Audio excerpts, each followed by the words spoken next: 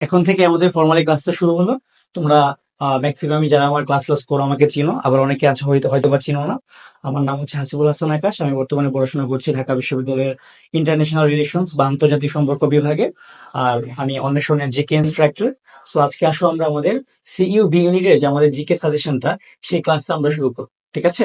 So প্রথমত আমি ক্লাসের শুরুতে যদি একটু ইন্ট্রোডাকশন দিই ব্যাপারটা, হ্যাঁ। তো ব্যাপারটা হবে যে আমরা এই সিইউ বি ইউনিটের জিকে যে ক্লাসটা নিব, সেখানে আমি অনেকগুলো টপিকে ভাগ করেছি। ঠিক আছে? সো প্রথমত আমি একটা টপিক ধরবো, সেই টপিকের কোন ধরনের প্রশ্ন তোমার এসেছে সেটা নিয়ে আলোচনা করব। দেন আমি তোমাদেরকে বোঝাবো যে আর কি কি প্রশ্ন আসতে পারে। ঠিক আছে? সো আসো আমাদের যে প্রথম টপিকটা, আমাদের প্রথম টপিকটা কি? প্রাচীন বাংলার ইতিহাস। এই প্রাচীন বাংলার ইতিহাস থেকে তোমার কিন্তু অনেক প্রশ্ন আসে, এটা আমাদের ম্যাক্সিমাম ইউনিভার্সিটির প্রশ্ন আসে। তো এই প্রাচীন বাংলার ইতিহাস থেকে আমাদের যে যে প্রশ্ন আসতে পারে সেগুলো নিয়ে যদি আমরা একটু কথা বলি। প্রথমে দেখো, প্রথমত আমাদের যে যে প্রশ্ন আসছে মানে আসার চান্স সবসময় থাকে, সেগুলো হচ্ছে কি, দেখো আমাদের কিন্তু অনেকগুলো জনপদ আছে, তাই না? আমাদের অনেকগুলো কি আছে? জনপদ। আমাদের মোটামুটি ভারতীয় উপমহাদেশে 16টা মহাজনপদের সন্ধান পাওয়া গিয়েছে। কয়টা? 16টা। সেগুলো নিয়ে মাঝে মাঝে প্রশ্ন আসে।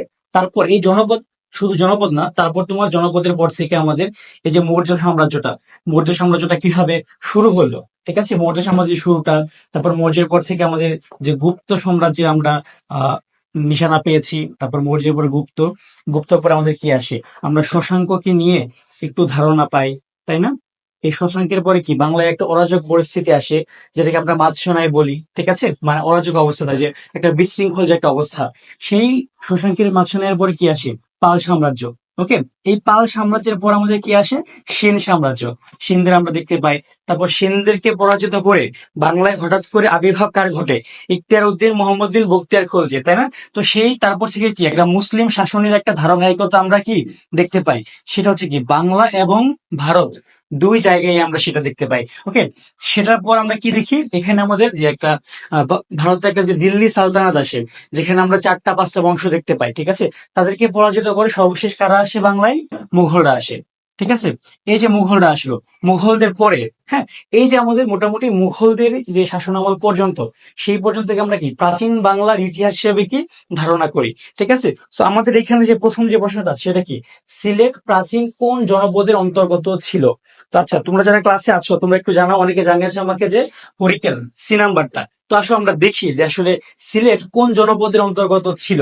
তো দেখো, আমি যদি এখানে একটা বাংলাদেশের ম্যাপ আঁকানো ট্রাই করি, ম্যাপটা খুব বেশি ভালো হবে না এখানে, তো আমি চেষ্টা করতে পারি। আচ্ছা, তোমরা একটু জানিও যে ম্যাপটা কেমন হচ্ছে। ওকে। এখানে এই সাইডটা না, খুব বেশি খারাপ কিন্তু হয় নাই, মানে মোটামুটি চালানোর মতো, কাজ চালানোর মতো একটা ম্যাপ হয়েছে। আচ্ছা, দেখো। সো এখানে এটা হচ্ছে কি আমাদের একটা মানে বর্তমান যে বাংলাদেশ, তার একটা ম্যাপ। আর আমরা কিন্তু জানি যে প্রাচীন যে বাংলাটা ছিল সেটা কিন্তু শুধু বাংলাদেশ না, সেটা কি ছিল, সাথে আমাদের ভারতের যে পশ্চিমবঙ্গের পার্টটা, সেটাও কিন্তু মোটামুটি ছিল আমাদের। সো আমরা কিন্তু জানি, তো এই কথাগুলো আসলাম যে আমাদের মোটামুটি কয়টা? 16টা মহাজনপদের আমরা কি নাম খুঁজে পেয়েছি আমাদের প্রাচীন ভারতে আর কি। সো তার মধ্যে আমরা দেখো এখানে আমরা বেশ কয়েকটা জনপদ যেগুলো খুবই ফেমাস, সেগুলো নিয়ে কথা বলবো। তার মধ্যে আমরা সবাই জানি যে এই সাইডটা আমাদের, হ্যাঁ, এই যে একটা বড় পার্ট বাংলার হচ্ছে, একটা মোটামুটি বড় পার্ট, প্রায় 80%। আচ্ছা, বাংলাদেশকে আমরা কি বলি? নদীমাতৃক দেশ বলি না কেন? নদীমাতৃক কোন ধরনের সমাস বলতো? একটু কমেন্টে জানিয়ে দিবা। এটা কোন ধরনের সমাস? এটা হচ্ছে বহুব্রীহি সমাস। মানে কি, নদী মাতা যার। কেন বাংলাদেশ নদীমাতৃক দেশ কেন? কারণ বাংলাদেশ কিন্তু মানে মোটামুটি 3টা বড় রিভারের যে স্ট্রিম বাংলাদেশে ঢুকেছে, এদিক দিয়ে পদ্মা এসেছে, এদিক দিয়ে ব্রহ্মপুত্র এসেছে, এদিক থেকে কি আমাদের মেঘনা এসেছে। এই 3টা নদী থেকে যে আমাদের পলিমাটি নিয়ে এসেছে নদীগুলা, তার মধ্যে এই পার্ট থেকে আমাদের কিন্তু দেশের 80% ভূমি তৈরি হয়েছে। সেটাকে আমরা কি বলি? এই পার্টটাকে আমরা বলি কি, বঙ্গ। ঠিক আছে? তো আমাদের দেশের একটা মেজর পার্ট কিন্তু কি বঙ্গ জনগোষ্ঠীর অন্তর্গত ছিল। তারপর আমরা কি জানি? আমাদের এই যে এই পার্টটা, আমাদের এই যে বরিশালের পার্টটা, এটা কি নামে পরিচিত ছিল প্রাচীনকালে? চন্দ্রদ্বীপ নামে। ঠিক আছে? এখানে চন্দ্রদ্বীপ নামে কি একটা মোটামুটি বড় সড়ো সাম্রাজ্য ছিল। ঠিক আছে? তারপর আমরা কি জানি? আমাদের যে এই যে পার্টটা, এই যে বড় একটা পার্ট, এই সাইডটাতে, এটা কি নামে পরিচিত ছিল প্রাচীনকালে? হরিকেল। তো আমরা যখন বলি না অনেক সময় যে আমাদের এই যে সিলেট, তারপর আমরা এই পাশে কি দেখি? আমাদেরকে বৃহত্তর চট্টগ্রাম, এটা কি নামে পরিচিত? এটা হচ্ছে কি হরিকেল। তো তোমরা মাঝে মাঝে বলো যে এইটুকু যদি হরিকেলে পড়ে, আবার এইটুকু যদি হরিকেলে পড়ে, মাঝে এটুকু কি দোষ করলো? এটা বর্তমানে আমাদের বাংলাদেশের অংশ না, এটা কি বর্তমানে ভারতের কি ত্রিপুরা রাজ্যের অংশ। ঠিক আছে। সো এইটাও কিন্তু হরিকেলের মধ্যেই পড়ে। সো এটুকু হরিকেল। তারপর এখানে আমাদের আছে কি কুমিল্লার নোয়াখালী অঞ্চলটা। কুমিল্লার নোয়াখালী অঞ্চল কি নামে পরিচিত ছিল? সমতট। ঠিক আছে। তারপর আমরা সবাই জানি না মহাস্থানগড়। মহাস্থানগড়টা কোথায় ছিল? এই যে এই পার্টটাতে আমাদের। ঠিক আছে। এখানে কি আমাদের এই উত্তরাঞ্চল নিয়ে এটা কি ছিল আমাদের? পুন্ড্র। ঠিক আছে। পুন্ড্রের রাজধানী কি ছিল? পুন্ড্রনগর বা পুন্ড্রবর্ধন। এই যে এই পার্টটা। তারপর এদিকে কি ছিল আমাদের? গৌড়। আমরা কি শশাঙ্কের নাম শুনেছি না? শশাঙ্ক কি ছিল? এই যে গৌড়, এই গৌড়ের কি অধিপতি ছিল। ঠিক আছে। সো এরকম ভাবে আমাদের প্রাচীন বাংলার যে 16টা জনপদ ছিল এর মধ্যে আমরা মোটামুটি ম্যাক্সিমাম ইনফরমেশন গুলো আমার সিইও বিএড এর জন্য জেনে যেতে হবে। সো আমরা এখানে কি দেখলাম? আমাদের যে প্রাচীন সিলেটটা, এই যে বৃহত্তর সিলেট যদি আমরা দেখি সেটা কিসের অংশ ছিল? আমরা সেটাকে অবশ্যই হরিকেলের অংশ ছিল বলতে পারি। ঠিক আছে। তোমরা অনেকে এর মধ্যে জানিয়ে দিয়েছো। ওকে। তোমরা সবাই আরো যারা আছো তোমরা একটু ক্লাসটা করতে থাকো। ওকে। আচ্ছা, খুলনা বরিশাল ম্যাপ থেকে উধাও বলতেছে ফাহাদ হোসেন। আচ্ছা, মানে ম্যাপ থেকে আসলে মানে আগানোর টাইমে দেখবা যে উধাও হয়ে যাবে। ঠিক আছে। এগুলো একটু আমাদের দেখতে হবে। আচ্ছা, আসো আমাদের যে পরবর্তী প্রশ্নটা সেটা কি, যে ইউরোপীয় বণিকদের মধ্যে সর্বপ্রথম বাংলায় কারা আসে? এই যে আমাদের এটা তোমরা একটু সবাই বলে দাও আসলে তোমাদের মতে কোনটা। ঠিক আছে। তো এটা নিয়ে কিন্তু আমাদের অনেক সময় অনেক ডাউট হয়, তাই না? এটা নিয়ে আমাদের মধ্যে একটা ডাউট থাকাটা নর্মাল। তোমরা অনেকে অনেক কিছু বলছো। ঠিক আছে। সো এটা নিয়ে আমরা অনেক কিছু বলি। অনেকে বলে ব্রিটিশটা আগে এসেছে, অনেকে বলে ব্রিটিশটা পরে এসেছে। কিন্তু আসল জিনিসটা কি আসলে, কিভাবে এসেছে? ঠিক আছে। এটা আমরা কিভাবে মনে রাখতে পারি, এটা আসলে আমরা একটু দেখি। আমি একটা তোমাদেরকে সিকোয়েন্স দিই। সেটা কি? সেটা হচ্ছে P D B D F. ঠিক আছে। এটা একটা সিকোয়েন্স মনে রাখার জন্য। আমি এখন পর্যন্ত যতগুলো সিকোয়েন্স দেখেছি তার মধ্যে আমি যদি সাল টাল পর্যালোচনা করি তার মধ্যে হচ্ছে এটাই হচ্ছে বেস্ট সিকোয়েন্স। ঠিক আছে। দেখি তোমরা একটু কি কি বলছো, তোমাদেরটা একটু দেখি। আচ্ছা, ঠিক আছে। এখানে দেখো, এখানে আমাদের এই যে সিকোয়েন্সটা আমরা দিলাম, এখানে পি দিয়ে কি? পর্তুগিজ।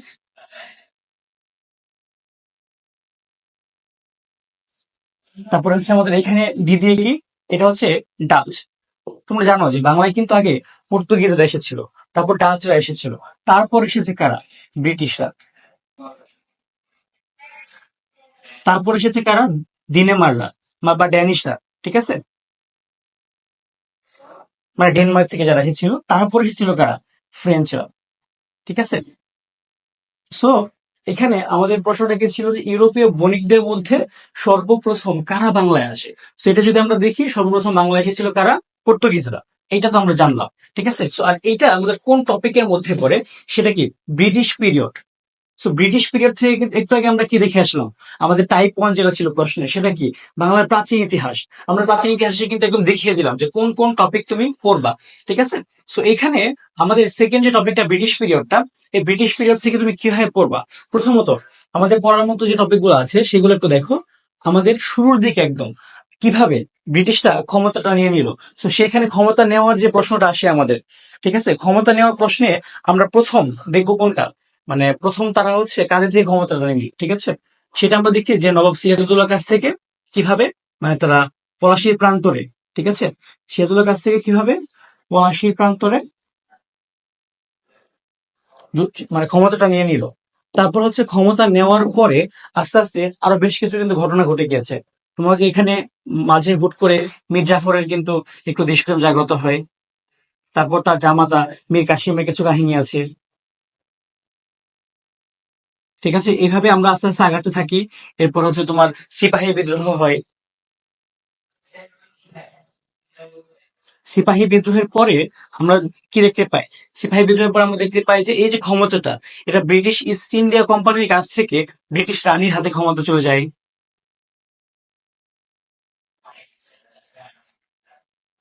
ব্রিটিশ রাজের হাতে ধরো যে ক্ষমতাটা চলে গেল। তারপর আমরা কি দেখতে পাই? এরপর তোমরা হচ্ছে যে আমরা দেখবো যে বেশ কিছু তোমার এখানে বিদ্রোহ হয়। তারপর বেশ কিছু সংস্কার হয়।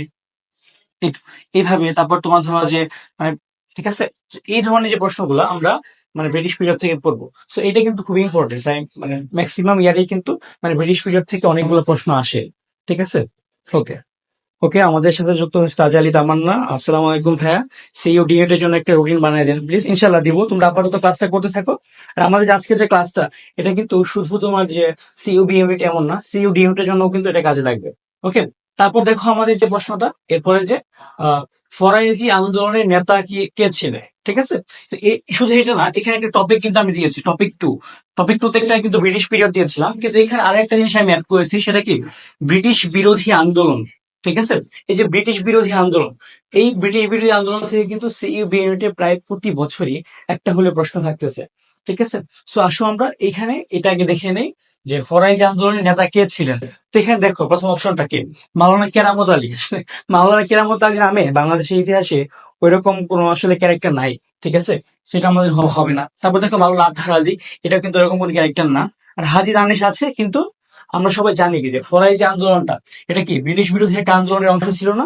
তো এখানে কারা শুরু করেছিল, হাজী শরীয়তুল্লাহ। ঠিক আছে, তো এটা তোমরা অনেক অ্যান্সার দিয়েছো, আমাদের ফাহাদ হোসেন, তারপর হচ্ছে নাইম ইসলাম, তারপর সজীব মুসা, তুমি অ্যান্সার দিয়েছো।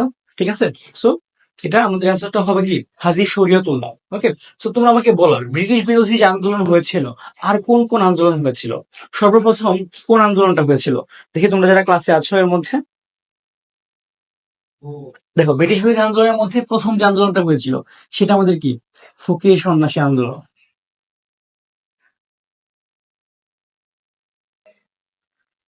ফকির সন্ন্যাসী আন্দোলন। সো ফকির সন্ন্যাসী আন্দোলন নিয়ে তোমাদের ডিটেলস একটু জানতে হবে, যে এই ফকির সন্ন্যাসী আন্দোলনে যে প্রথম মানে কেন হয়েছিল। তো তোমরা দেখো যে ফকির সন্ন্যাসীরা মানে ওই টাইমটাতে মানে তোমার তারা অস্ত্র রাখতো তাদের কাছে, অস্ত্র রেখে তারা হচ্ছে তোমার ধরো যে মানে মুষ্টি বা ভিক্ষা নেওয়া এক ধরনের। সো ব্রিটিশরা কি তারা এসেছে এই দেশে, তারা তো জেন্টলম্যান নিজেদেরকে দাবি করে, তারা কি এরকম ভিক্ষা নেওয়া এগুলা কি, প্লাস তারা তারা যখন এই ফকির সন্ন্যাসীরা যখন টাকা তুলতো, তো চাঁদাবাজি টাইপ এক ধরনের।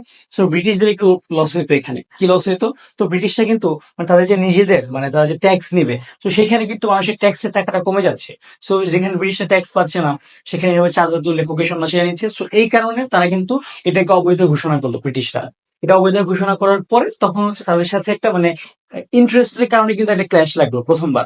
তো একটা জিনিস দেখো, আমরা কিন্তু সবসময় আমরা যত ক্ল্যাশ গুলা করি, সবসময় কিন্তু আমাদের নিজেদের ইন্টারেস্টের জন্য ক্ল্যাশটা করি। দেখো আমাদের দেশে কিন্তু গত 17 বছর একটা স্বৈরাচারী গভর্নমেন্ট ছিল। তো গভর্নমেন্টের বিরুদ্ধে আমরা কেন রাস্তায় নামি নাই? আমাদের ক্ল্যাশ হয় নাই, আমাদের ইন্টারেস্ট আমাদের মানে ক্ল্যাশ অফ দ্য ইন্টারেস্ট হয় নাই তখন। কিন্তু যখন দেখলাম মানে নিজেদের একটা চাকরি নিয়ে একটা ঝামেলা হয়ে যাচ্ছে, আমার ইন্টারেস্ট মানে মুক্তিযোদ্ধার নাতিপুতিরা চাকরি পাচ্ছে, আমি পাচ্ছি না, এখানে কিন্তু আমি নামলাম তখন আমার নিজের ইন্টারেস্ট থেকে। ঠিক আছে, তারপর দেখলা যে স্টুডেন্টরা প্রথম থেকে আন্দোলন করলো, এরপর মানে অন্যান্য নাগরিক সমাজ নামে নাই রাস্তায়, তারা এতই নামতেছে না, না আমার তো কোনো ইন্টারেস্ট নাই। যখন তাদের একজন সন্তান মারা গেল তখন তারা বুঝতে পারলো না আমার তো ইন্টারেস্টে আঘাত লাগতেছে। সো আমরা মানব জাতি কিন্তু সবসময় আমাদের ইন্টারেস্ট বুঝেই সব কাজগুলা করি। ঠিক আছে, তো দেখো এখানে আমাদের ফকির সন্ন্যাসী আন্দোলন ছিল। তারপরে কি কি আন্দোলন হয়েছে, দেখো আমাদের তিতুমিরের, হ্যাঁ, তিতুমির কি কি করেছিল, তিতুমিরের আসল নাম কি, তিতুমির আসল নাম ছিল কি মীর নিসার আলী। তিনি কিন্তু নারিকেল বাড়িয়াতে একটা তোমার হচ্ছে যে আহ বাঁশের কেল্লা বানিয়েছিল। সেই বাঁশের কেল্লাটা বানানো হয়েছিল গোলাম মোহাম্মদের পরিকল্পনা অনুযায়ী। তারা চেয়েছিল যে মোটামুটি ব্রিটিশদের বিরুদ্ধে একটা ছোটখাটো আন্দোলন করবে, তাদের মেইন যে সংগ্রামটা সেটা ছিল হচ্ছে তাদের জমিদারদের বিরুদ্ধে ব্রিটিশদের। ঠিক আছে, সো তিতুমির এখানে তার যে আন্দোলনটা সেটা আমরা ধরতে পারি। এই বাঁশের কেল্লা এসব নিয়ে আমাদের একটু বিস্তারিত জানতে হবে। তারপর তিতুমির আন্দোলনের পর আমাদের কি কি আছে, আর আমাদের দেখো ফরাইজি আন্দোলন আছে। ফরাইজ আন্দোলনে কি এটা হচ্ছে তোমার ফৌজ কাজ নিয়েছিল। তো আমরা কিন্তু একটা দেখি একটা জিনিস যে তোমার হাদি শরীয়তুল্লাহ তিনি বলেছিলেন যে কি মানে শুক্রবারে নামাজ পড়ার দরকার নেই, হ্যাঁ, কেন বলেছিলেন, বা শুক্রবারে খুতবা দেওয়ার দরকার নেই, তিনি কিন্তু এই অর্থে বলে নাই। দেখো আমরা তো জানি যখন শুক্রবারে নামাজ পড়া হয় খুতবাতে কিন্তু তোমার হচ্ছে শাসকের মঙ্গল কামনা করে একটা দোয়া করা হয়। সো ওই টাইমে শাসক কার, তারা তো ব্রিটিশরা বিধর্মীরা। তো এই সেন্সে উনি ব্যাপারটা বলেছিলেন। সো ওনার কিন্তু মেইন থিমটা ছিল কি যে যারা হচ্ছে মানে দেশের অন্য একটা জায়গা থেকে দেশে এসে তারা শাসন করতেছে তাদের বিরুদ্ধে তার মেইন কথাটা ছিল। তারপর আমরা কি দেখি এখানে আমাদের আরো আছে সিপাহী বিদ্রোহ আছে।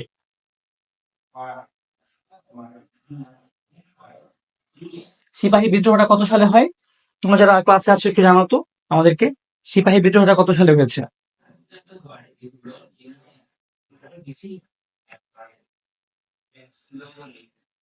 ওকে, তোমরা একটু জানাতে থাকো আমাদেরকে সিপাহী বিদ্রোহটা কত সালে হয়েছে।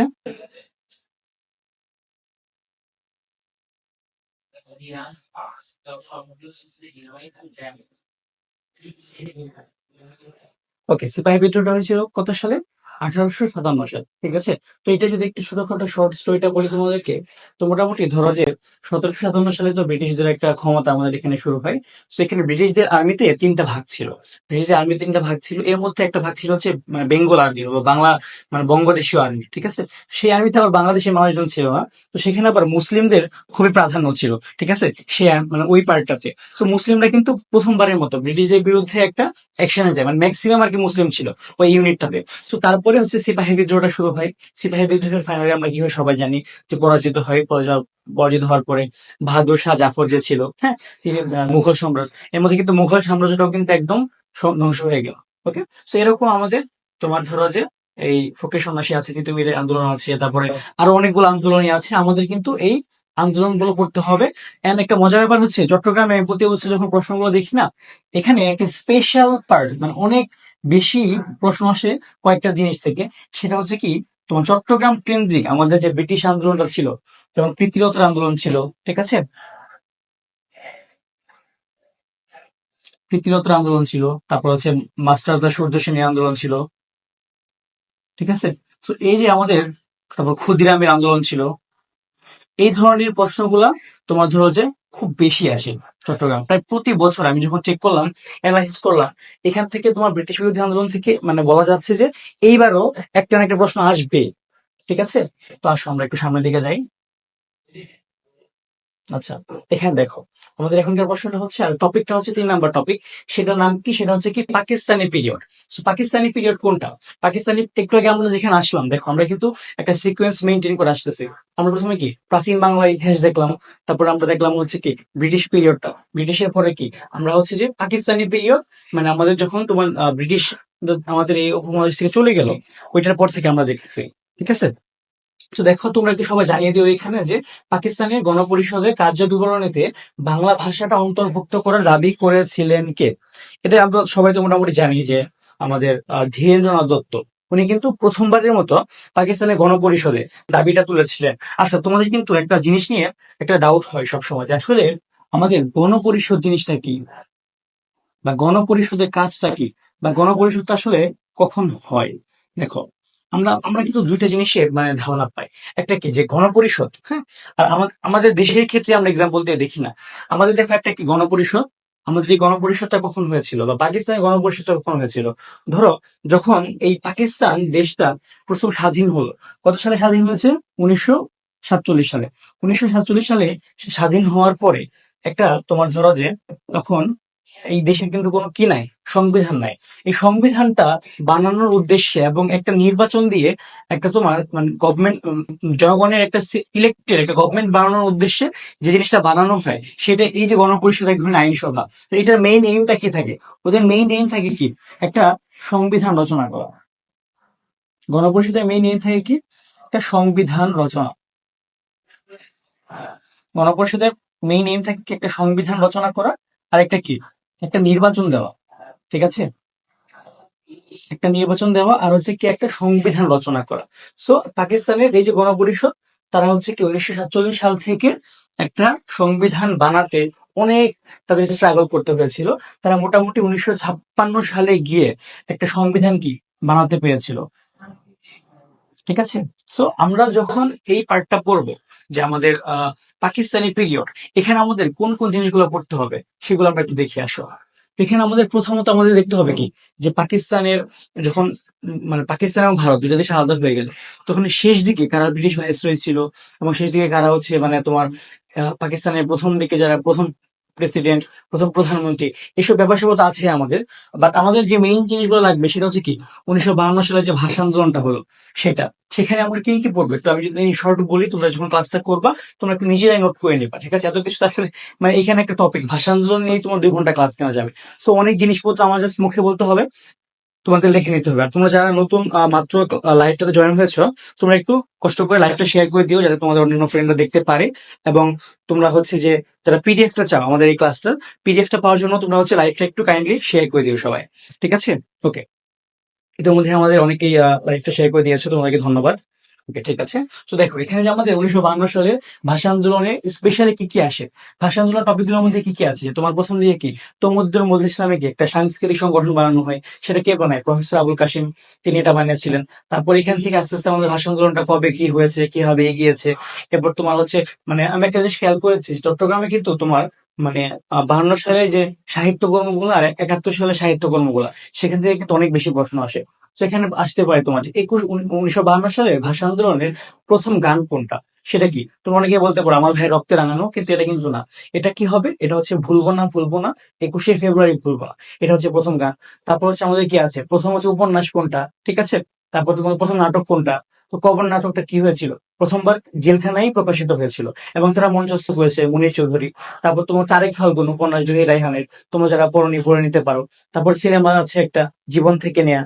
তো এই ধরনের জিনিসগুলো আমরা কি এখানে পড়বো 1952 সাল নিয়ে। তারপর 1952 সালের পর কি পড়বো আমরা, মানে ইম্পর্টেন্ট 1966 সালে, এটা কি ছিল আমাদের 6 দফা আন্দোলন। আমাদের 6 দফা আন্দোলনে কি হয়েছিল, 6 দফা আন্দোলনে আমার কয়টা দফা ছিল, 6টা দফা।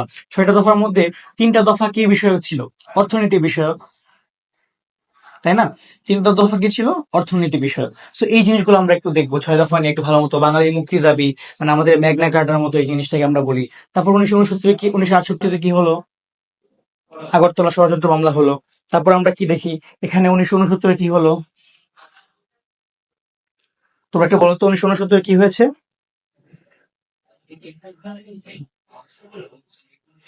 যারা আছো একটু জানাও দেখি, তোমরা ক্লাসে কারা কারা জয়েন করছো।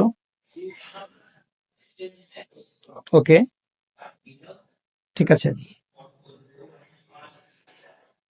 আচ্ছা, হ্যাঁ, অনেকে ক্লাসে আছে। আচ্ছা, এখানে আমরা দেখবো যে আমাদের তারপর হচ্ছে কি, 1970 যে আমাদের নির্বাচন হয়েছিল দুইটা, 1969 গণ অভ্যুত্থান নিয়ে আমরা ভালো মতো জানবো। তারপর 1970 যে নির্বাচন হয়েছিল, একটা জাতীয় পরিষদ হয়েছিল, তারপর একটা প্রাদেশিক নির্বাচন হয়েছিল। সো আমাদের এই যে এখানে পাকিস্তান পিরিয়ডটা আছে, এই যে ব্যাপারগুলো যদি আমরা মোরাললেস একটু জেনে যাই, তাহলে ইনশাল্লাহ আমরা ভালো করতে পারবো এই পার্টটাতে। তারপর আমরা যদি আমাদের 4 নাম্বার টপিকে যাই, আমাদের 4 নাম্বার যে টপিকটা এখানে আছে, আমাদের 4 নাম্বার টপিকটা মোটামুটি মুক্তিযুদ্ধ, এটা নিয়ে কিন্তু আমরা সবসময় পড়ি। মুক্তিযুদ্ধ টপিকটা আমরা ছোটবেলা থেকে আমাদের যে বিজিএস বইটা ছিল, সেখান থেকে আমরা পড়ে আসতেছি। মানে ইতিহাস তো ইতিহাস আসলে, তাই না? তো একটা জিনিস তোমাকে আমি বলি যে আমরা আসলে দেখো, আমরা অনেকে প্রশ্ন করি না যে আমাদেরকে কেন ভুল ইতিহাস পড়ানো হয়, ইতিহাস কেন আমাদেরকে ঠিকঠাক পড়ানো হয় না। আসলে আমরা কি আসলে জানি যে ইতিহাস জিনিসটা কি, বা ইতিহাসকে আমরা সংজ্ঞায়িত যদি করি, ইতিহাসের সংজ্ঞাটা কি আসলে? ইতিহাস হচ্ছে একটা রিটেন ডকুমেন্ট, ঠিক আছে, মানে লিখিত একটা দলিল। তো তুমি এটাকে মানে ভুলভাবে লিখো নাকি সঠিকভাবে লিখো, সেটা কিন্তু ইস্যু না, ঠিক আছে। মানে আমি বলতেছি না মানে তোমরা যারা ভবিষ্যৎ ইতিহাসবিদ হবা তোমরা ভুল লিখবা, এটাই শোনো। ইতিহাস কিন্তু মানে যুগে যুগে বিকৃত হয়েছে। তুমি দেখবা যে আমাদের বর্তমান ইতিহাসে যাদেরকে আমরা হিরো হিসেবে দেখি, সেও কিন্তু বাস্তবে ভিলেন থাকতে পারে। এরকম একটা এক্সাম্পল তোমাকে আমি দেই, যেমন সিরাজউদ্দৌলাকে আমরা কি খুব হিরো হিসেবে দেখি, মির্জাফরকে আমরা ভিলেন হিসেবে দেখি। কিন্তু এইখানে এই ইস্যুটা নিয়ে কিন্তু অনেক জায়গায় অনেক রকমের বিভিন্ন রাইটারের বিভিন্ন কিন্তু তাদের মতামত আছে, মতভেদ আছে। কিন্তু সেটা কিন্তু আমাদের এখন জাস্টিফাই করার কোনো উপায় নাই। এটা একটা লিখিত দলিল। ম্যাক্সিমাম রাইটাররা বা ম্যাক্সিমাম মানুষজন যেদিকে লিখেছে বা, তো আমরা দেখেছিলাম আমাদের এখানে আমাদের টাইম পাচ্ছে টপিক পাচ্ছে, আমরা 5 নাম্বার টপিকে ছিলাম, সেখানে আমাদের দেখা মুক্তিযুদ্ধ সাহিত্য এবং চলচ্চিত্র ভাস্কর্য যে টপিকটা ছিল। এখানে আমরা দেখি যে একটা কবিতা, সেপ্টেম্বর 1 যশোর রোড, এই কবিতাটি রচয়িতা কে, ঠিক আছে। এই কবিতার রচয়িতাকে আমরা সবাই এটা জানি, অ্যালান গিন্সবার্গ। ইনফ্যাক্ট আমরা এখানে বন্ধ লিখেছিল আমাদের লাইভ ক্লাসটা। তো এই রিলেটেড আমাদের আসলে বিদেশি আর কারা আমাদের মুক্তিযুদ্ধের ভূমিকা রেখেছে, বা আমাদের এই ধরনের সাহিত্য আর কি কি আছে, ঠিক আছে। তো এই ধরনের জিনিসপত্রগুলো আমাদের আরো ভালো মতো পড়তে হবে। যেমন ধরো এখানে আমাদের জর্জ হ্যারিসনের নাম লেখা আছে। জর্জ হ্যারিসন আমাদের আর কিসের ভূমিকা রেখেছিল, যেমন আমরা জানি যে আমাদের দ্য কনসার্ট ফর বাংলাদেশ,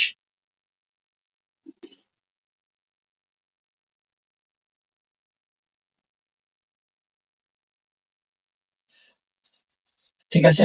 তো এই রিলেটেড আমাদের যত ইনফরমেশন সেগুলো জেনে যেতে হবে। তো এখানে যে ব্যান্ডটা তোমার হচ্ছে পারফর্ম করেছে, সেটার নাম কি ছিল, বিটলস, ঠিক আছে।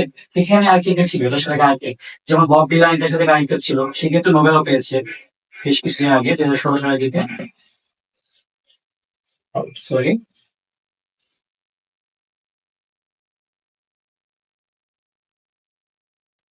তারপর হচ্ছে এখানে কে ছিল, আর পণ্ডিত রবিশঙ্কর ছিল বিখ্যাত, সেটা আবার ভালো।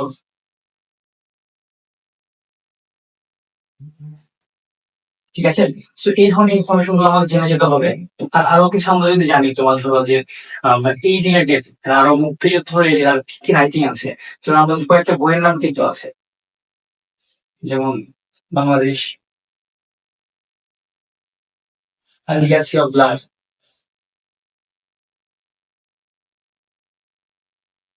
এটা আছে। এরপর আরো কয়েকটা বই আছে, ক্রুয়েল বার্ত বাংলাদেশ,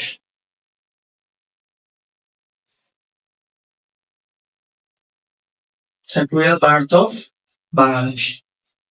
তারপর আছে the rape of Bangladesh.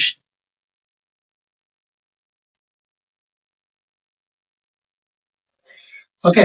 So আমাদের কিন্তু এই ধরনের জিনিসগুলো একটু পড়ে যেতে হবে। মুক্তিযুদ্ধ, রেডিও, চলচ্চিত্র, ভাস্কর্য যা যা আছে সব। তো আমরা এরপরে যে আমাদের প্রশ্নটা সেটা হচ্ছে যে নির্দলীয় তত্ত্বাবধায়ক সরকারের বিলুপ্ত হয় কোন সংশোধনীর মাধ্যমে? আর আমাদের যে টপিকটা সেটা হচ্ছে সংবিধান ও জাতীয় সংসদ। ঠিক আছে। তো এটা আমাদের টপিকের মধ্যে পড়ে। আচ্ছা তোমরা একটু বলো, দেখি তোমরা কেউ জানো কিনা। তোমরা একটু কমেন্ট বক্সে আমাকে জানিয়ে দাও যে এই প্রশ্নটা কি হতে পারে।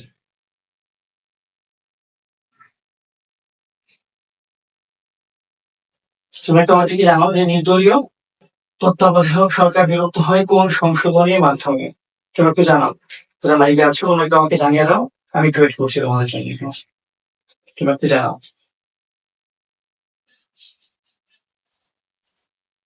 তোমরা একটু রেসপন্স করো, তাহলে হচ্ছে আমার জন্য আরো ইজি হবে ব্যাপারটা, ক্লাসটাকে কেন কন্টিনিউ করাটা। ওকে।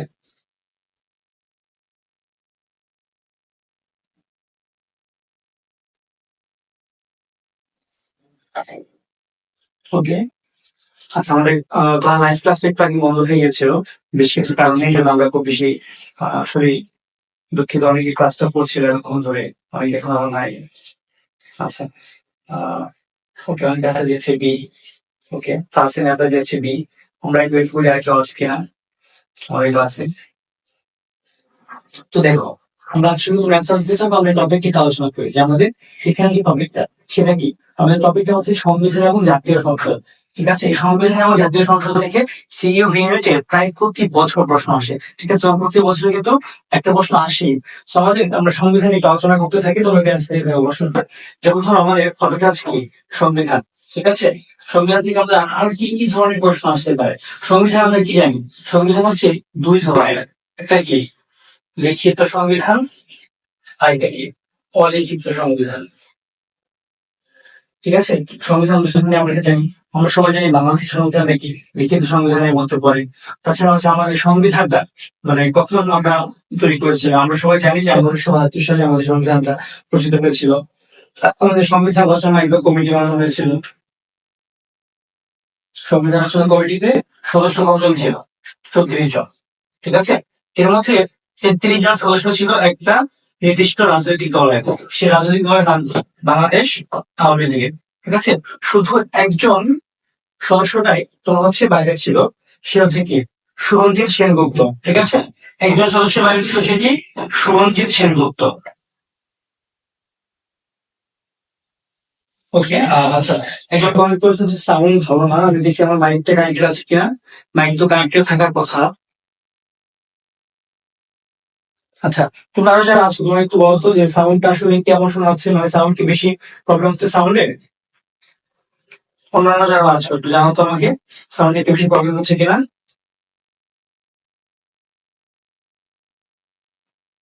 একটু জানাও আমাকে।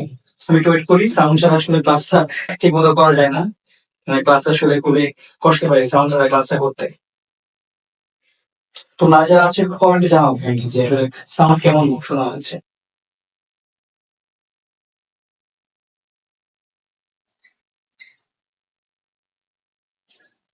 আচ্ছা, আমি আমার একটা ডিভাইস একটু দেখি আসলে সাউন্ডটা কেমন শোনা যাচ্ছে কিনা।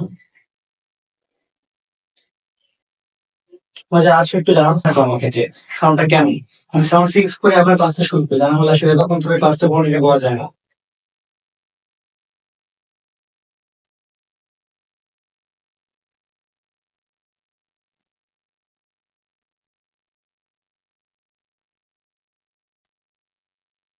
তোমরা একটু জানাও সবাই।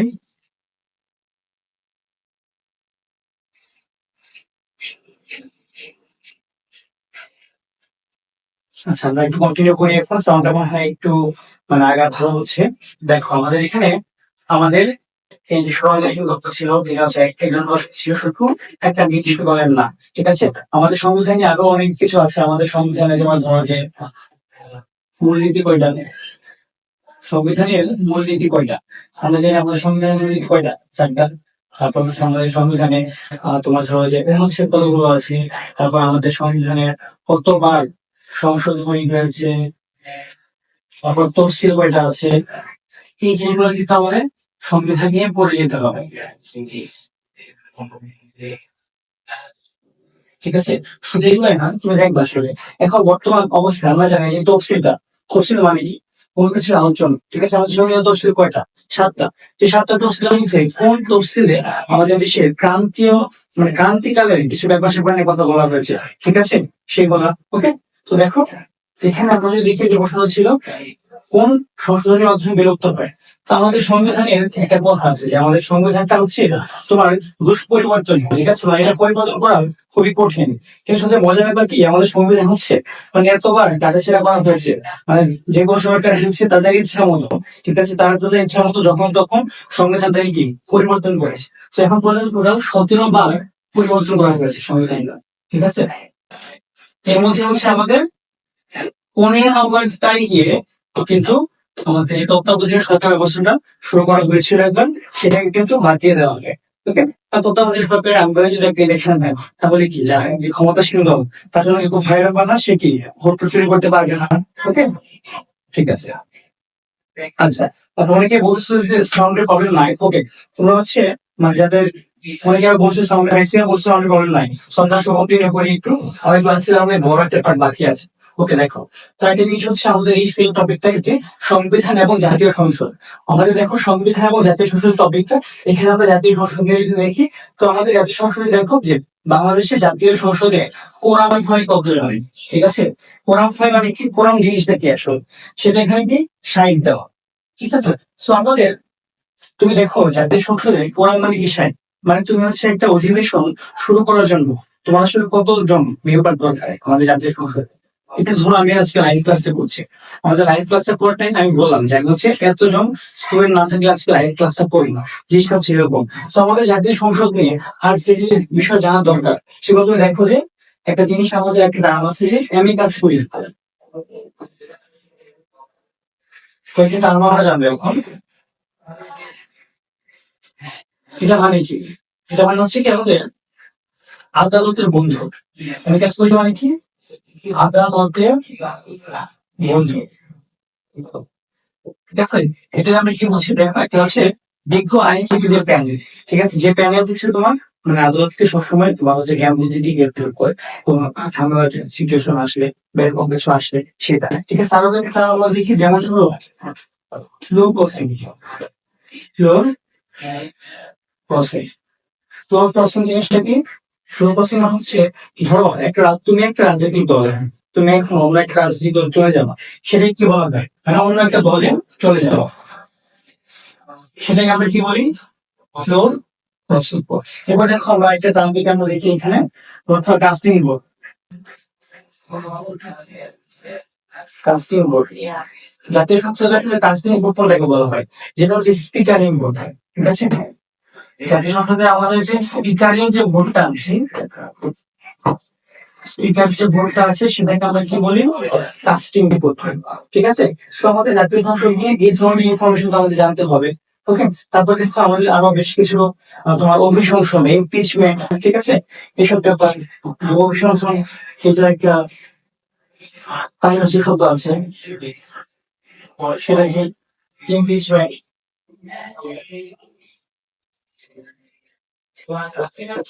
ঠিক আছে।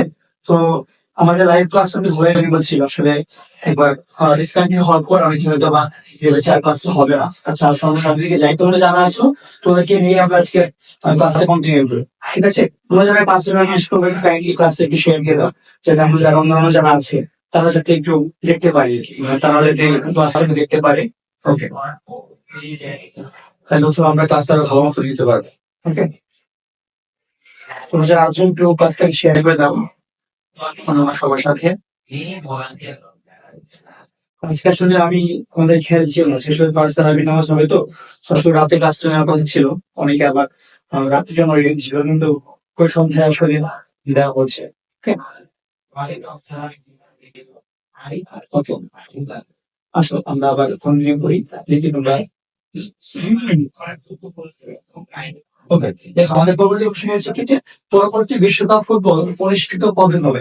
ঠিক আছে, পরবর্তী বিশ্বকাপ ফুটবল কবে অনুষ্ঠিত হবে? তো এই ধরনের প্রশ্ন কিন্তু আমাদের দেখো টপিক 7, আমাদের 7 নম্বর টপিক হচ্ছে চট্টগ্রামের বিনোদনী প্রশ্ন আছে, সেটা হচ্ছে কি খেলাধুলা নিয়ে। ঠিক আছে, খেলাধুলা নিয়ে দেখো এই প্রশ্নটা কিন্তু মাঝে মাঝে আসে এই ধরনের যে পরবর্তী বিশ্বকাপ ফুটবল কবে অনুষ্ঠিত হবে।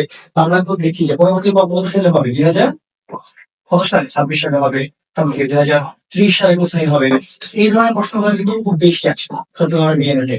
বা আমাদের যদি এখন খেলাধুলা নিয়ে দেখো, আমাদের রিসেন্টলি আমাদের তোমার হচ্ছে গত বছর আমাদের মেয়েরা, ঠিক আছে, সাফ চ্যাম্পিয়নশিপে জিতেছে। সাফ women's championship,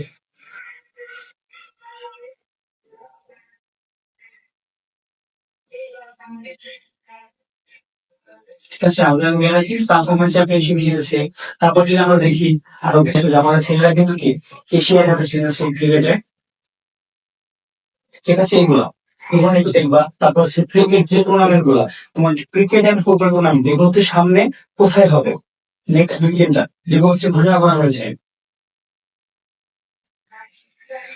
cricket and football future tournaments. ঠিক আছে, এবার কোথায় হবে? ওকে, এখানে দেখো আমাদের ঘোষণা যে পরবর্তী বিশ্বকাপ ফুটবল কোথায় অনুষ্ঠিত হবে, সেটা তো আমরা জানি সবাই, সেটা হচ্ছে যুক্তরাষ্ট্র, কানাডা আর মেক্সিকো। ঠিক আছে, এটা আমাদের নেক্সট বিশ্বকাপ ফুটবল অনুষ্ঠিত হবে এখানে। তো 2026 সালে। আসলে এখন আমরা একটু সন্ধ্যা দিকে যাই, তোমরা কমেন্ট করে জানাচ্ছ আমাদেরকে।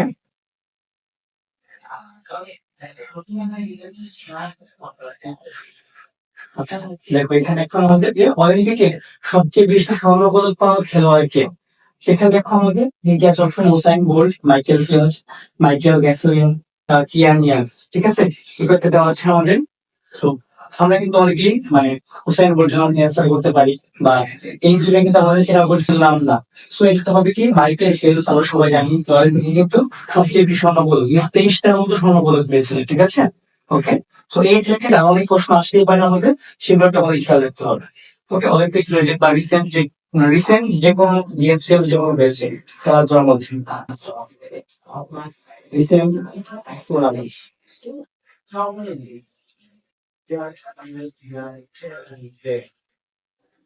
ওকে, সেইটা প্রশ্ন আমরা একটু রেখে যাবো বলার মতো চট্টগ্রামের ইভেন্টের জন্য। এরপর সঞ্জয় ঢাকাকে দেয়, সেটা হচ্ছে যে ব্রিক্সের সদর দপ্তর কোথায় অবস্থিত।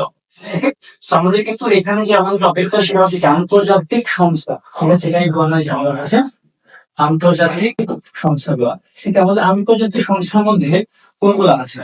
তো আমাদের দেখো আমি যদি একটু লিখে আছি, তাহলে কিন্তু এই প্রশ্ন, তোমরা একটু এই প্রশ্নের অ্যান্সারটা আমাদের কমেন্ট বক্সে যদি থাকো, আমরা হচ্ছে আলোচনা করি। তো আন্তর্জাতিক সংস্থার মধ্যে আমরা সবাই জানি সর্বপ্রথম আমাদের কি হয়েছিল, league of Nations. League of nation, ঠিক আছে। তো লিগ অফ নেশনস কত সালে হয়েছিল? 1920 সালে। সেই লিগ অফ নেশনস পর থেকে আমাদের কি ইউনাইটেড নেশনস বা ইউএন এটা আসলো। তো এই হচ্ছে কি আমাদের অনেকগুলো সংস্থা আছে, আমাদের তো অর্থনৈতিক সংস্থা বলো, তারপর জাতীয় আন্তর্জাতিক সংস্থা বলো, এই ধরনের সব ধরনের সংস্থাগুলো আছে। যেমন কি আমাদের এলাকা ভিত্তিক আছে, যেমন স্যার, ঠিক আছে। তো বর্তমানে কি কোন সংস্থাগুলো বেশি ফেমাস আছে, যেমন ধরো ন্যাটো। নেটওয়ার্কে জয়েন করা নিয়ে অনেক ঝামেলা হচ্ছে না।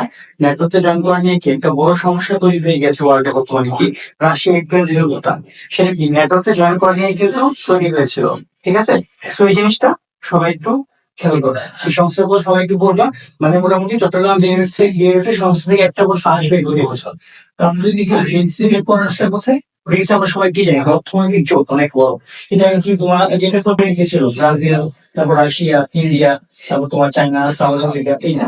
তো এটা হেডকোয়ার্টার হচ্ছে কোথায়, সাংহাই, চায়না। ঠিক আছে, তো এই যে অন্যান্য সংস্থাগুলো আছে, আমাদের সবগুলোকে উপরে ফেলতে হবে। তারপর দেখতে হবে আমাদের পরবর্তী যে টপিকটা, সেটা কি আলোচিত বিপ্লব এবং যুদ্ধ। তো আমাদের কিন্তু আলোচিত বিপ্লব এবং যুদ্ধ থেকে অনেক বেশি প্রশ্ন আসে এটাতে। ঠিক আছে, আমাদের এই সিভিল অনেক প্রশ্ন আসো, সেরকম তোমার আমাদের বিপ্লব থেকে যে প্রশ্নগুলো আসে, তার মধ্যে দেখো আমাদের এখানে রশ্মি কত সালে সংগঠিত হয়। তো আমরা সবাই জানি বিভক্ত ছিল কবে 1917 সালে। প্রথম বিশ্বযুদ্ধের মাঝে কিন্তু যুদ্ধটা হয়ে যায়। সেখানে কি যুদ্ধের পরে কি হয়, রাশিয়া কি চাপ প্রদর্শনী পতন হয় না,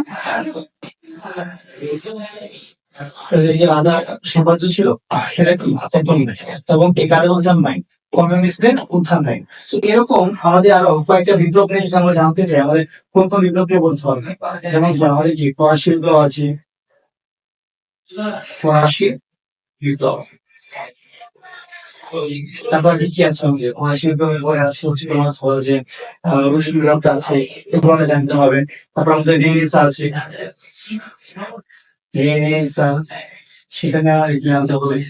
তারপর হচ্ছে তোমার রিফরমেশন আছে, রিফরমেশন বিপ্লব আছে, ঠিক আছে। তারপর আমরা যদি দেখি আমাদের কি আরো পর্যন্ত আমেরিকার বিপ্লব আছে, সেটা আমাদের তুমি তাদের আরো বসন্ত, ওকে, এটা আমাদের দেখতে হবে একটু। তারপর যদি আমরা দেখি আরো বসন্তের পরে আমাদের কি আছে, আরো বসন্ত আন্দোলনে কিন্তু কয়েকটা দেশে বিভিন্ন দেশের জন্য বলা হয়। যেমন তোমার 3 দেশের বলা হয় কি 2 বিপ্লব, তারপর তোমার বিষয় বলা হয় কি 3 বিপ্লব। তারপর তোমার হচ্ছে লিবিয়া থেকে বলা হয় গ্রিন বিপ্লব। এই যে আমাদের বিভিন্ন বিপ্লব গুলো, আবার চীনে আছে কি সাংস্কৃতিক বিপ্লব। চীনে কিন্তু সাংস্কৃতিক বিপ্লব হয়েছিল একটা, আইডি ছিল সমাজতান্ত্রিক বিপ্লব,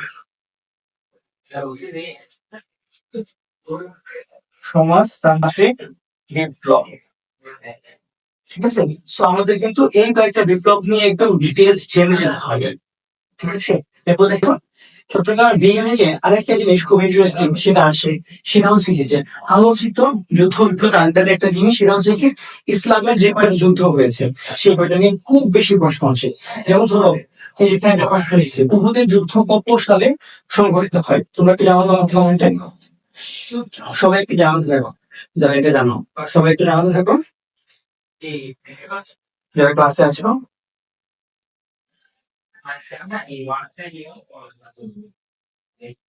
আচ্ছা, দেখো আমাদের উহুদের যুদ্ধটা কবে হয়? 625 সাল, ঠিক আছে। এটা সবটা এইগুলা আর কি কি আসতে পারে, আমাদের কোন কোন গুলা খুবই ইম্পর্টেন্ট। এর মধ্যে এখন আমাদের কয়েকদিন ইসলামের খুবই ফেমাস যুদ্ধ হচ্ছে, যেমন বদর, খন্দক, হুনাইন,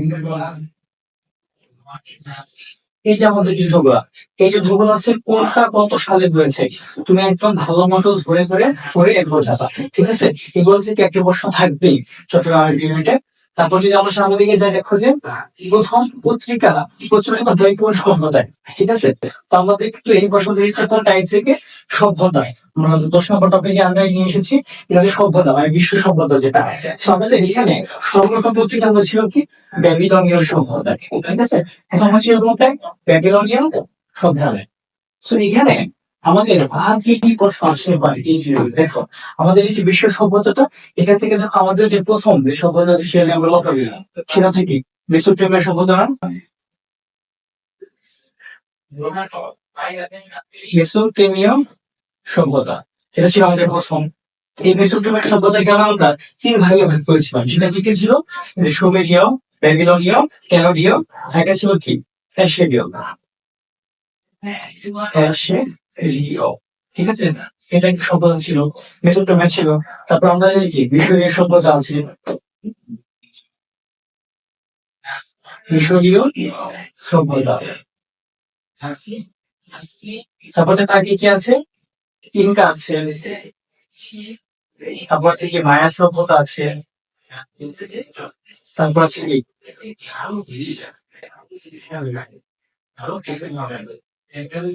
সভ্যতা আছে, তারপর রোমান সভ্যতা আছে,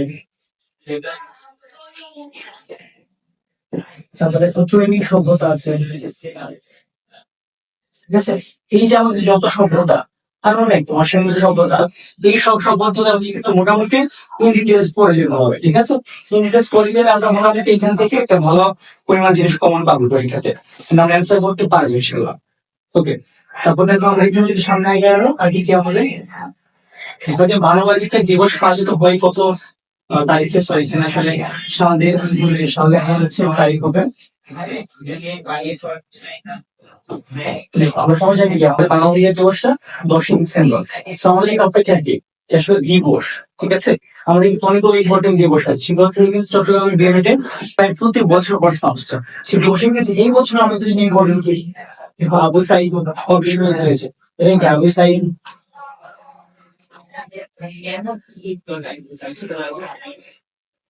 আবু সাইদ অবিস্মৃত হয়েছে, সেটা আমাদের ইম্পর্টেন্ট এবার 16 জুলাই। এই জিনিসটা তোমরা দেখে যেতে হবে, আবু সাইদ দিবস দিয়ে দিতে পারে। তাছাড়াও দেখো, আর যেগুলো ইম্পর্টেন্ট দিবস আমাদের পরীক্ষায় আসে, যেমন ধরো যে পরিবেশ দিবস, পরিবেশ দিবস আছে। তারপরে দেখো যে 14 ফেব্রুয়ারি কি সুন্দরবন দিবস আছে।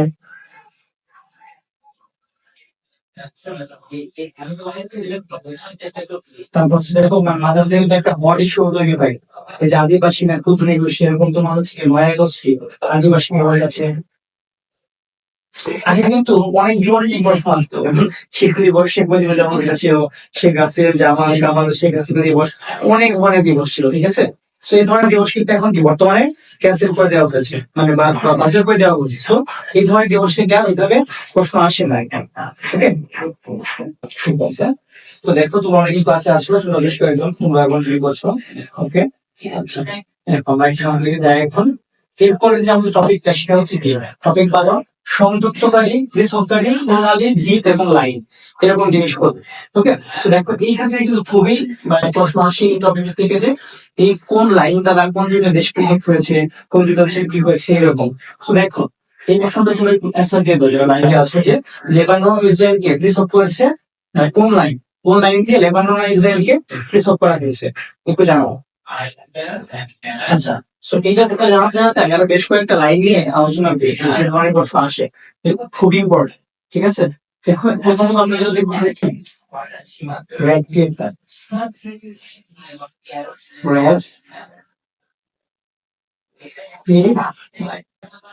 তোমরা জানো হচ্ছে দেখো জানো কতটা দেশের মধ্যে, এটা শুধু কিন্তু মানে আমাদের একটা দেশের মধ্যে না, আমি যে একটা মেয়াদ দিকে দেখাই তোমাকে। এটা কি যদি আমার ধরা পার্মানেন্ট করি, এটা কিন্তু হচ্ছে ধরে নেওয়া হচ্ছে মিয়ানমার, এটা হচ্ছে ভারত, ঠিক আছে? যেগুলো হচ্ছে আমাদের ভারত। তো এই যে লাইনটা Bangladesh, Myanmar, Bangladesh, India, India, Myanmar, এই যে লাইনগুলো, এগুলো কিন্তু প্রধানমন্ত্রী সবগুলা মানে করেছিল, আমরা সবাই জানি। এটা তারপরে কত পানি ছিল, লাইন অফ কন্ট্রোল,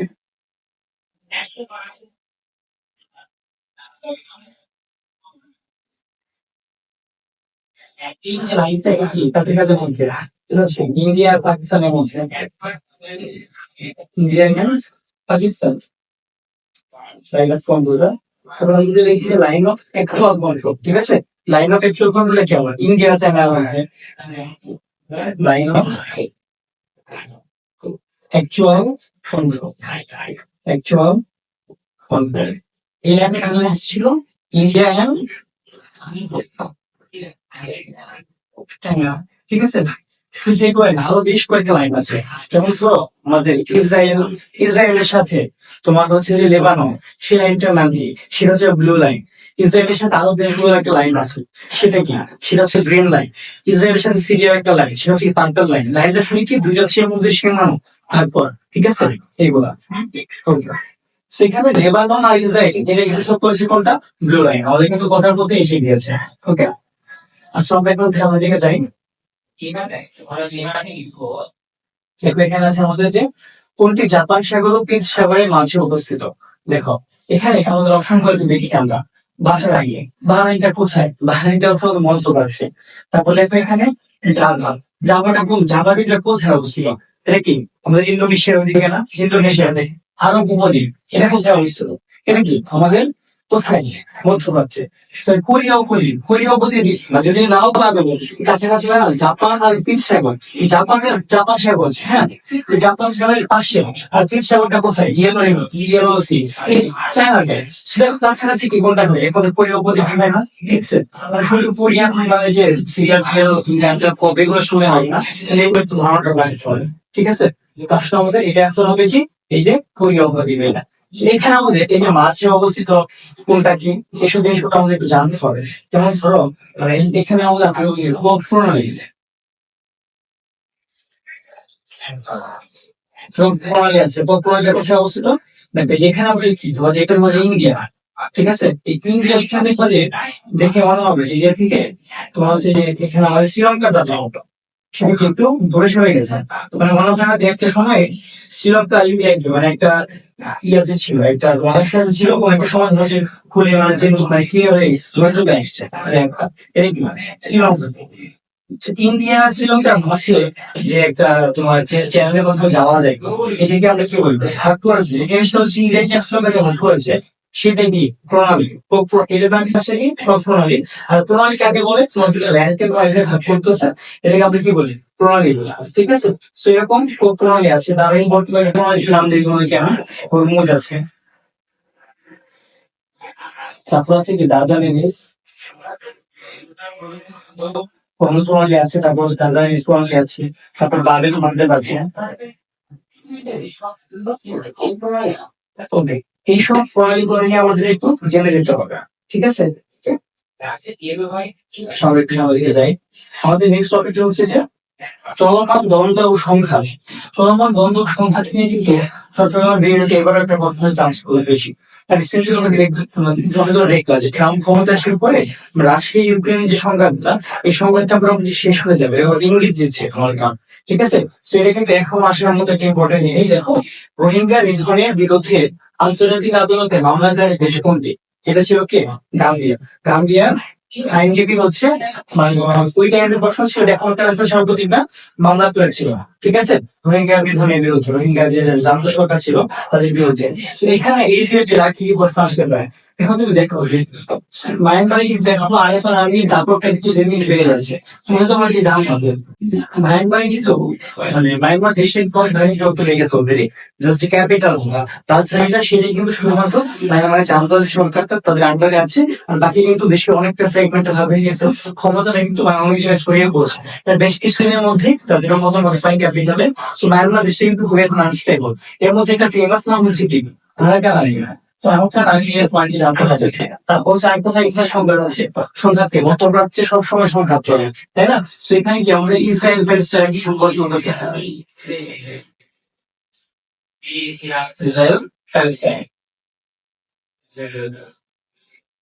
ইসরায়েল প্যালেস্টাইনের সংঘাত চলতেছে এখানে। তারপর আমাদের রাশিয়া ইউক্রেন সংঘাত, রাশিয়া ইউক্রেন।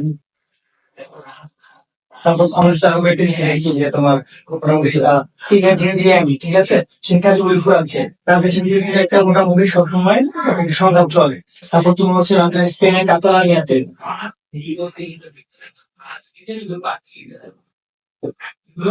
এই ধরনের তোমার মোটামুটি যে কয়টা সংঘাত আছে আমাকে বর্তমানে বিশুদ্ধ ভবন, সেগুলো কিন্তু আমাদের দেখে যেতে হবে। ওকে, আচ্ছা। তারপর দেখো আমাদের একটা টপিকটা কি উপজাতি এবং ক্ষুদ্র নৃগোষ্ঠী, ঠিক আছে? এই উপজাতি এবং ক্ষুদ্র নৃগোষ্ঠীটা শুধু বাংলাদেশে না, ঠিক আছে?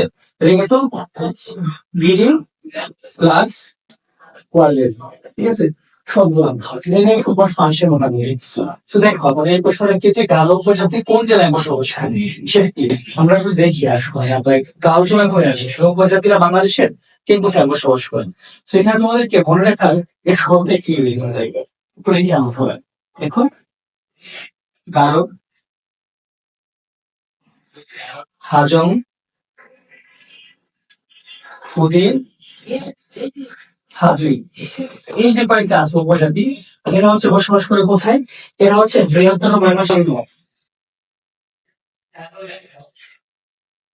বৃহত্তর ময়মনসিংহ, ঠিক আছে? এদিকে শুধু বসবাস করে এরা। তারপর সে আমরা দেখি ওরাও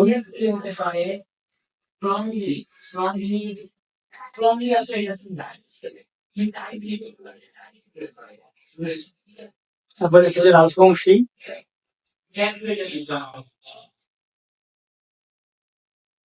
ঠিক আছে? এই যে ওরা রাজবংশী, এরা হচ্ছে কোথায় বসবাস করে? এরা হচ্ছে কি বৃহত্তর রাজশাহী,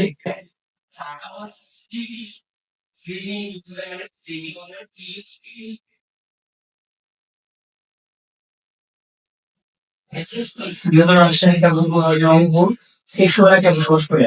আর এই যে আমাদের ওরাও, তারপর হচ্ছে আমরা যদি দেখি এখানে আছে আমাদের রাজবংশী, এরা এরা কিন্তু একমাত্র সমতলের উপজেলা, ঠিক আছে, একমাত্র সমতলের একমাত্র সমতলে বসবাস করে কারা, এই হলো রাজবংশীরা। আর গারো হাজার প্রতি হাজার কোথায় বসবাস করে বললাম, বৃহত্তর বাংলাদেশী নেত্রকোনা এইসব অঞ্চল, ঠিক আছে। তো এখানে দেখো আমাদের গারো পরে কোথায় বসবাস করে, অনেকে দেখতে হবে ময়মনসিং এ বসবাস করে। এটা তো পরীক্ষায় কোনগুলো আসতে পারে তোমার দেখো, চাকমা, বাংলা, ত্রিপুরা, এরা কি, এরা হচ্ছে বান্দরবান, খাগড়াছড়ি, রাঙামাটি, চট্টগ্রাম, তো কিন্তু সবাই সেটা বসবাস করে। কিন্তু এই যে তোমার গেরামে গারো হাজং প্রতি হাজার, এরা কিন্তু তোমার বৃহত্তর বাংলাদেশের এইদিকে শুধু বসবাস করে। তারপরে ওরা রাজবংশী, এরা কিন্তু মোটামুটি আমাদের শুধু রাজশাহী, রংপুর, দিনাজপুর এসব অঞ্চলে বসবাস করে। তারপরে যে আমরা একটু দেখি যে তোমার মণিপুরি, তারপর তোমার হচ্ছে মুন্ডাও, এরা কোথায় বসবাস করে, এরা শুধু তোমার বৃহত্তর সিলেট অঞ্চলে বসবাস করে, বৃহত্তর সিলেট এই দিকেই তোমার বসবাস করে। ওকে, তো এগুলো আমাদের বুঝতে হবে, সেগুলো কি কোনগুলো আসবে না।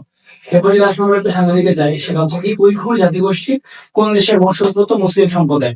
একটু আগে বলে আসলাম আমাদের যে উপজাতি বা প্রধান গোষ্ঠীর সাথে কি তোমার হচ্ছে বিদেশি যেগুলা, মানে বিদেশি যেগুলো উপজাতি আছে সেগুলা। তো উইঘুর কি আমরা সবাই জানি, উইঘুরা কি চীনে বসবাস করে, তাই না? উইঘুরা কোথাকার, চীনে বসবাস করে। কিন্তু অবশ্যই কেউ চীন নাই, তুরস্ক, পাকিস্তান, ইরান, ইয়েমেন, এটা হচ্ছে আমাদের, এরা মোটামুটি আমাদের তুরস্কের বংশোদ্ভূত। মনে করবে তারা হচ্ছে তুরস্ক থেকে আসছে। এটা নিয়ে হচ্ছে তাদের উপর তোমার কপারেশন অনেক ইয়ে চলে, মানে ওই তোমার ওই পার্টিতে জিনজিয়াং প্রদেশে, ঠিক আছে, জিনজিয়াং প্রদেশে বসবাস করে। এরকম আমরা আরো কয়েকটা আমি জানতে পারি, মানে আরো, যেমন জুলু, জুলু হচ্ছে কি আফ্রিকার একটা উপজাতি। তারপর তোমার পিগমি, পিগমি হচ্ছে কি কঙ্গোর দিকের একটা উপজাতি, যারা কি ওয়ার্ল্ডের একদম শর্টেস্ট, একদম ছোট, খাটো, সবচেয়ে খাটো মানুষ যারা তারা। তারপর হচ্ছে আমরা এখানে দেখতে পারি কি জুলু আছে, পিগমি আছে, আফ্রিদি, আফ্রিদি পাকিস্তানের একটা উপজাতি। তারপর হচ্ছে নিউজিল্যান্ডের একটা উপজাতি আছে মাউরি, ঠিক আছে। এই মাউরি, মাউরিদের কিন্তু বেশ কিছুদিন আগে একটা ড্যান্স খুব ফেমাস হয়েছিল, সেটা হচ্ছে কি হাক্কা ড্যান্স, ঠিক আছে। তোমার হচ্ছে যে নিউজিল্যান্ডের যে আইনসভা আছে পার্লামেন্ট, সেখানে কিন্তু তাদের একজন একজন তোমার এমপি, সে কিন্তু ঢাকা ডেমসিও ছিল, এখান থেকে প্রতিবাদের ভাষাটাই করতে পারে। তারপর দেখো যে মেগা প্রজেক্ট, মেগা প্রজেক্ট থেকে প্রশ্ন কিন্তু আসে, মানে এখন ধরো যে হাসিনা পতন হয়েছে, মানে এই না যে আলোচনা, সেখানে পদ্মা সেতু উত্তর অনেকবার হাজার হাজার বার সব জায়গায় আসছে। বাট এখন আর বেশ কিছু জিনিস আছে যেগুলো আবার প্রশ্ন আসতে পারে, যেমন তোমার ধরো যে মাতার বাড়ি সমুদ্র মন্ডল, মাতার বাড়ি সমুদ্র বন্দর, সমুদ্র বন্দর, ঠিক আছে। এটা হচ্ছে তোমার পরীক্ষা আসার মতো আছে। তারপর হচ্ছে আমাদের আগে কি আছে, রূপপুর পারমাণবিক কেন্দ্র, রূপপুর পারমাণবিক বিদ্যুৎ কেন্দ্র, ঠিক আছে। এটা থেকে প্রশ্ন আসতে পারে। সো আমাদের কিন্তু মেগা প্রজেক্ট গুলো একটু দেখে যেতে হবে। তারপর সামনে দিকে যাই, সেটা হচ্ছে কি 2024 সালে সাহিত্যে নোবেল পুরস্কার লাভ করে নিয়ে, সাহিত্যে নোবেল পুরস্কার নিয়ে কিন্তু খুব প্রশ্ন আসে সিওবি ইউনিটে। এটা খুব ভালো মতো পড়বা, স্পেশালি গত বছর কে পেয়েছে সেটা তো দেখবাই। সেটা দেখার সাথে সাথে আগের বছরগুলোতে তোমার ধরো যে কোন সাহিত্যিক তোমার হচ্ছে নোবেল পেয়ে সাহিত্যে সে হচ্ছে সেটাকে মানে নেয় নাই, গ্রহণ করে নাই, ঠিক আছে, বর্জন করেছে, সেই ধরনের প্রশ্ন কিন্তু বাংলাদেশে আসে, ঠিক আছে। তো এই ধরনের প্রশ্নগুলো একটু দেখবা। এখানে হবে কি ধানকান, ঠিক আছে, ধানকান কোন দেশে, কোরিয়া, দক্ষিণ কোরিয়ান একজন রাইটার। সে হচ্ছে কি মোটামুটি ভালো লাইফস্টাইল, মানুষের লাইফস্টাইলটাকে খুব ভালো মতো তুলে ধরতে পারে, সে নোবেল পেয়েছে এটা, ঠিক আছে। তবে আগে সে এবার শান্তি থেকে নোবেল পেয়েছে এবছর, সে আসলে মোটামুটি শান্তি আর সাহিত্য থেকে আসতে পারবো। এবার পেয়েছে কি নিখন এলজ্ঞ নামে একটা সংস্থা,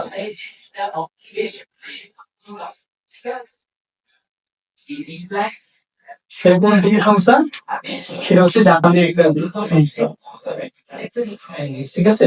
তারা কেন পেয়েছে, তারা হচ্ছে ওয়ার্ল্ডকে পারমাণবিক অস্ত্র মুক্ত করতে চায়, ঠিক আছে, সেখানে তারা কাজ করছে, এই জন্য তারা পেয়েছে। ওকে, তারপরে আমাদের সুন্দর একটা টপিক 17 নম্বর, সেটা হচ্ছে একটু ভৌগোলিক উপাদান। তাহলে তুমি আমাকে বলো যে সেভেন সিস্টার্স কি, এটা কি 7 বোন, ভারতের 7টি অঙ্গরাজ্য, 7টি নদী, স্যার ভূত্বকের দেশ। এটা কি? এটা আমরা সবাই জানি। এটা আসলে মানে ভুল করার মধ্যে কিছু না, এটা সবাই আমরা পারবো। সিস্টেমের হচ্ছে কি আমাদের 7টি অঙ্গরাজ্য। সেটা কি বাংলাদেশের ধরে ধরে আমরা ধরে নিলাম এটা একটা, এটা হচ্ছে আমাদের বাংলাদেশের ম্যাপ, ঠিক আছে? তো এখানে বাংলাদেশের যে উত্তর পূর্বাঞ্চল আছে 7টা রাজ্য আছে এদিকে, তো এইদিকে এটা আপনাদের মনে রাখার একটা ওয়ে আছে, সেটা কি আমিত্রি ও মে নাম, ঠিক আছে? যেমন রয়েছে সেটা কি আমিত্রি ও মে নাম। এখানে কি আসাম, মিজোরাম, ত্রিপুরা, অরুণাচল, মেঘালয়, নাগাল্যান্ড, মণিপুর, ঠিক আছে? তোমরা একটু লাইটটা পজ করে একটু দেখে নিও, নোট করো, তাহলে দেখতে পারবে এগুলা। আর আমাদের দেখো ভৌগোলিক উপাদান, ভৌগোলিক উপাদান বুঝলে বা এরকম আগে কি থাকতে পারে, তোমার সেভেন সিস্টার আছে, তারপরে আগে হতে পারে দেখো হর্নস অফ আফ্রিকা আছে,